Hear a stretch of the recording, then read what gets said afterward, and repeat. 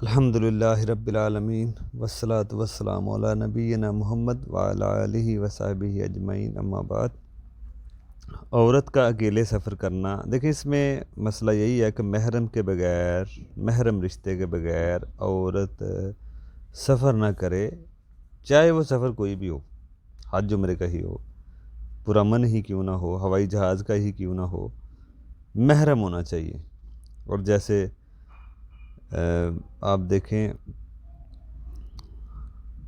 جیسے حدیث ملتی ہے کہ ایک شخص جہاد کے لیے جا رہا تھا، تو نبی علیہ السلام نے کہا، اور اس کی بیوی حج پہ جا رہی تھی، نبی علیہ السلام نے کہا کہ آپ جہاد کو چھوڑیں اور اپنی بیوی کے ساتھ حج پر جاؤ۔ تو دیکھیں یہ حدیث واضح کہہ رہی ہے کہ حج جہاد جیسی کام سے بھی اللہ کے نبی نے عورت کو اکیلے سفر پہ جانے سے صحیح نہیں سمجھا، اور اس کے شوہر کو کہا کہ اس کے ساتھ جائیں۔ تو اس سے آپ دیکھ سکتے ہیں کہ عورتیں سفر اکیلے نہ کریں۔ محرم سے مراد اس کا جو محرم رشتے ہوتے ہیں، ویسے تو بیٹے اگر چھوٹے ہیں تو وہ کیا محرم بن سکتے ہیں، یا ایسا کوئی محرم رشتہ جو چھوٹا ہو، نابالغ ہو۔ دیکھیں نابالغ جو بچے ہوتے ہیں نا، محرم ہوتے ہیں، بیٹا جیسے ہے 8 7 سال 10 سال کا، تو یہ بالغ تو نہیں ہوتے۔ یہاں 15 14 سال کا بچہ ہو جب کہہ سکتے ہیں ہم بالغ ہیں، سمجھدار ہیں، شعور والے ہیں، تو وہ محرم بن سکتا ہے، ساتھ سفر کے لیے جانے کے لیے محرم وہ بن سکتا ہے۔ لیکن اگر کوئی محرم رشتہ ہے لیکن بچہ نابالغ ہے، کوئی بالغ ہے، تو پھر وہ نہ ساتھ لے کے جائیں، وہ محرم نہیں بن سکتا سفر کے لیے۔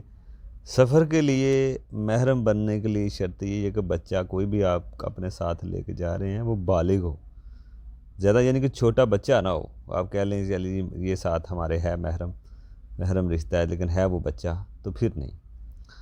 تو عورت سفر نہ کرے محرم کے بغیر۔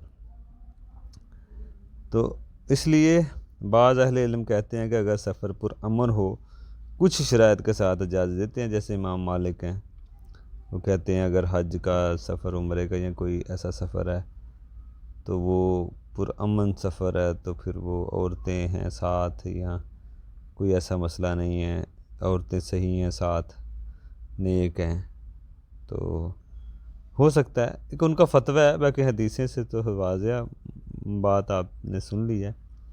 بعض اہل علم کہتے ہیں کہ اگر دوسری بات اس میں کہ محرم رشتہ ہو، مسافت کتنی ہو۔ اب اس میں مسئلہ یہ ہے کہ مسافت کتنی ہو، اختلافی مسئلہ ہو سکتا ہے۔ مثلا 1 دن اور 1 رات کا سفر عورت اکیلے نہ کرے، یعنی کہ 81 کلومیٹر بنتا ہے، وہ سمجھ لیں، کم بھی ہو سکتا ہے۔ اور یہ 81 کلومیٹر کے بارے میں آ رہی ہے بات،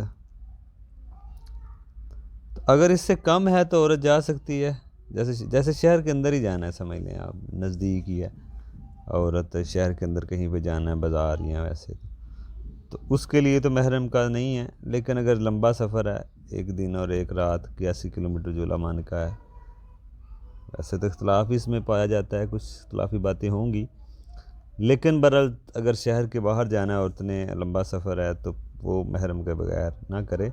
لیکن شہر کے اندر کہیں پہ جانا ہے تو وہ پردے کے میں رہتے ہوئے کہیں پہ بازار یا کہیں پہ ضرورت ہو عورت کو تو وہ جا سکتی ہیں۔ ویسے تو عورتوں کو یہ سب بات سامنے رکھنی چاہیے، اپنے خواہ مخواہ چھوٹی موٹی چیزوں کے لیے نہیں نکلنا چاہیے گھر سے۔ مسجد جیسی جو جگہ ہے اس سے بھی کہا گیا ہے کہ عورت کی نماز افضل ہے، مسجد سے بھی افضل ہے گھر کے اندر کہیں حصے میں پڑھے وہ، تو آپ مسجد سے افضل کہا جا رہا ہے نماز کو عورت کے گھر کو، تو اس لیے یہ فتنے کا باعث بنتی ہیں عورتیں۔ تو عورتوں کو بڑی ضرورت ہو تو پھر بازاروں میں جانا چاہیے، کیونکہ بازار تو سب سے بری جگہ ہے شریعت کی نظر میں۔ تو یہاں پہ سب سے افضل جو جگہ ہے وہاں سے کہا گیا ہے کہ گھر میں نماز پڑھے افضل ہے، تو وہ تو پھر بازار ہے۔ اس لیے عورتوں کو اس چیز کا احساس ہونا چاہیے کہ ان کا فتنہ ہے، ناقص العقل ہیں عورتیں، ہیں ناقص العقل، لیکن ان کو یہ شعور نہیں ہے کہ ان کا فتنہ کتنا خطرناک ہے مردوں کے اوپر۔ تو اس لیے عورتیں پردے کے ساتھ اگر کہیں پہ نزدیک جانا ہو تو اس میں مسئلہ نہیں ہے، دور محرم کے بغیر نہ سفر